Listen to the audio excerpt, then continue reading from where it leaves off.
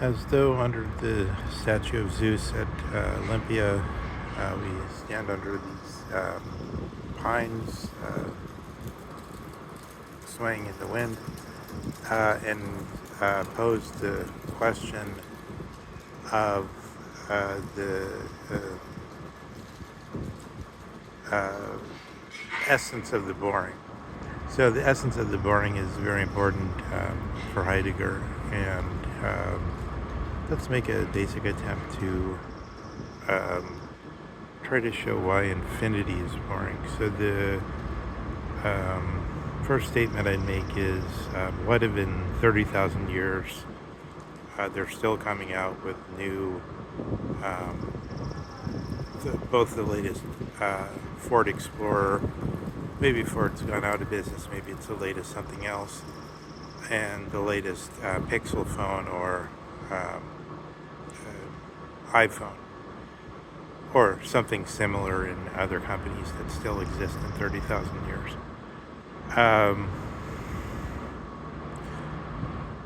That's an example of the thesis that science is infinite and that this infinity is boring. The technological essence, so far as it always moves in this type of direction, is boring. But here's the more so. But now that's the sort of the gross external sense of it. There'll always be more powerful bombs. There'll always be, on the positive side, you'll have, like Elon Musk is saying, we're not even a civilization type, whatever, where the types have to do with the amount of megajoules of energy that can be harnessed by a civilization through means that are as yet unfeasible and hardly imagined. So there could be both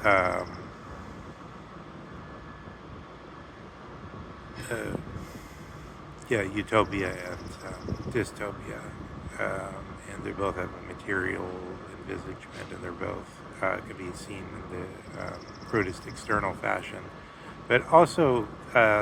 But this is usually not what Heidegger mostly focuses on. So what he's thinking about is more. So let's look at a specific issue that's very good for getting into the foundation of Heidegger, is the Ausein-Andersetzung, let's call it, or pupilhood, the allowing of the Sigvard's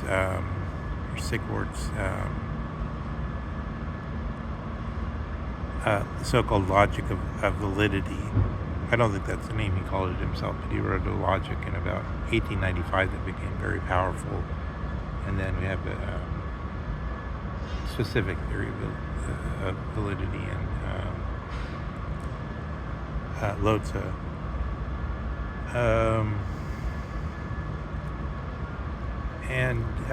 So what does that mean? So if you have something like take that formulation, a logic of validity. So what I take that to mean, or what I'm want that to mean here, is it's a logic where everything you do in that logic, it requires you to understand the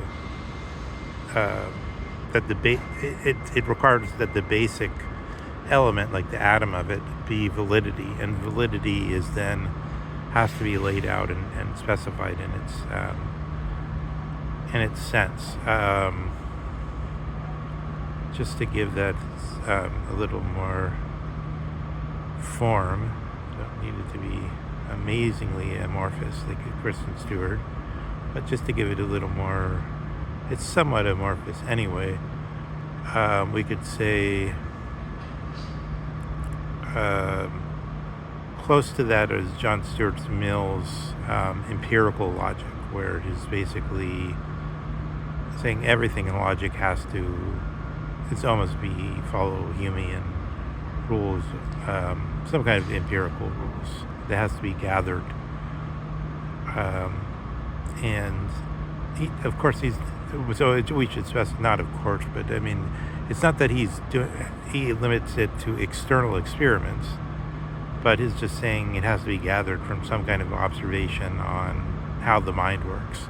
But then that would mean how the current mind works, and then you get a problem similar to the Platonic problem of the ideas where if you start with the thought that everything decays, and therefore these stones, these trees, of course, will die relatively soon, but also the stones, the metal, everything will decay, and then only by virtue of, how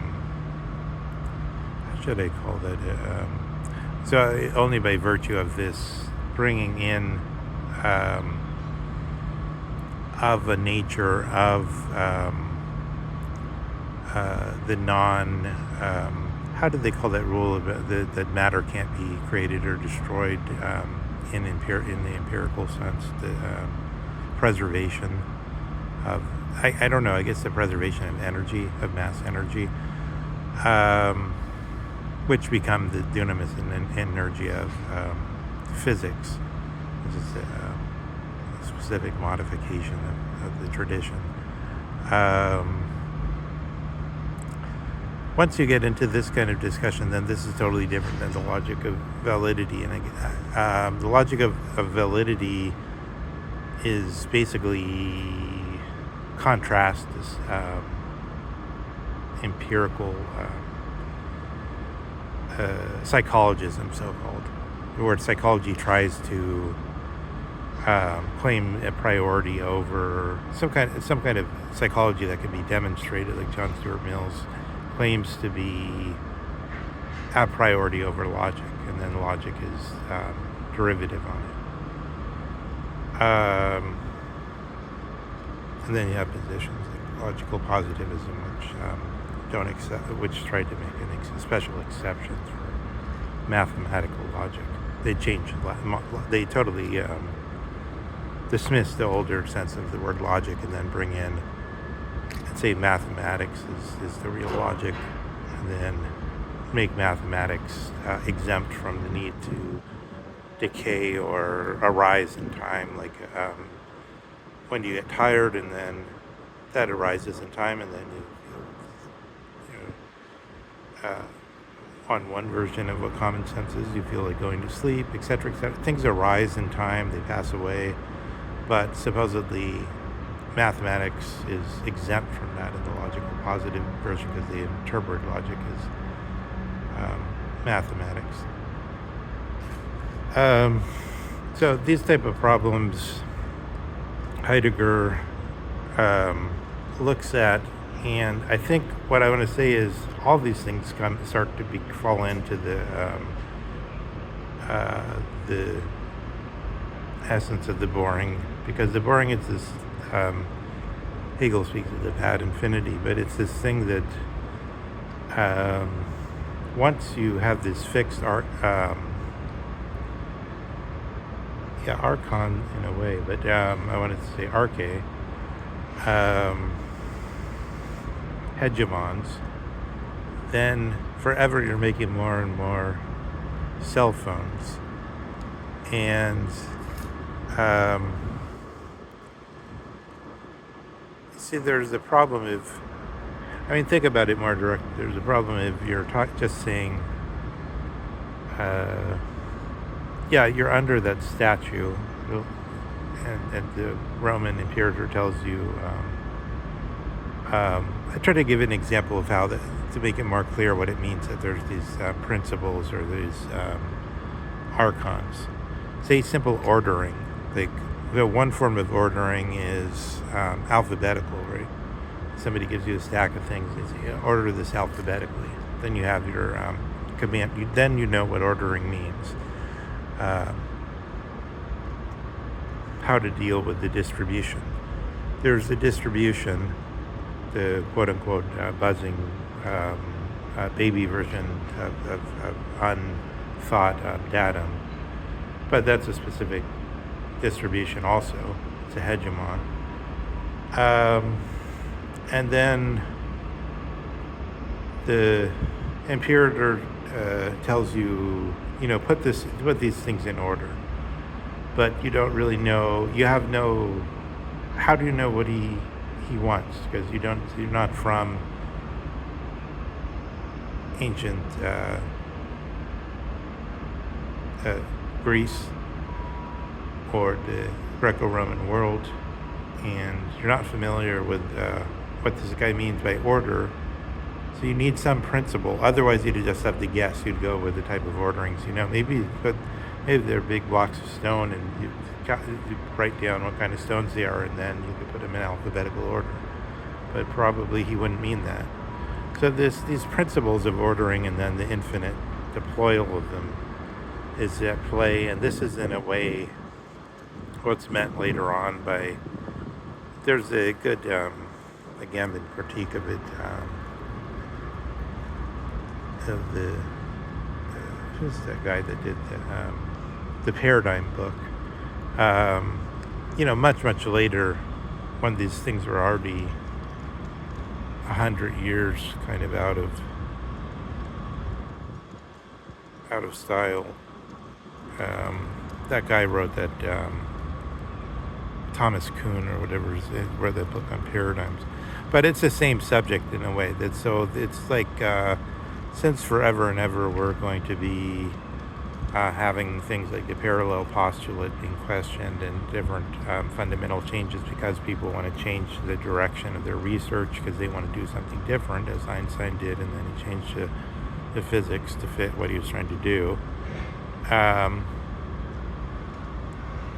That's this kind of horizont, which we call the boring.